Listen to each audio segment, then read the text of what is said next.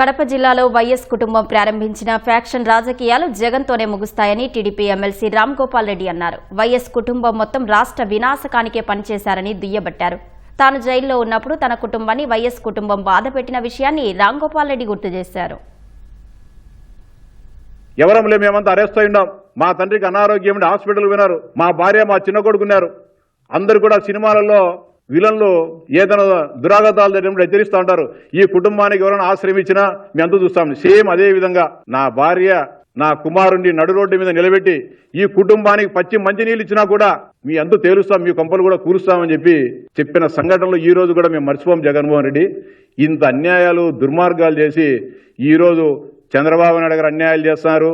లోకేష్ గారు red book రాజ్యాంగము ఇవన్నీ చెప్తున్నారు.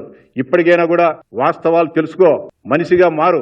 ఆ రోజు మీ తాత, మీ కుటుంబం, మీ తాత ముత్తాతలు దేశానికి వ్యతిరేకంగా ఆ రోజు పనిచేస్తే ఈ రోజు రాష్ట్రానికి వ్యతిరేకంగా రాష్ట్ర వినాశనం కోసం, రాష్ట్ర సర్వనాశనం కోసం నువ్వు చేస్తున్న ప్రయత్నాలు ఈ రాష్ట్ర ప్రజలు గమనిస్తున్నారు. మీ కుటుంబ చరిత్ర ఏదో రాష్ట్ర ప్రజలకు ఇప్పటికే తెలిసింది.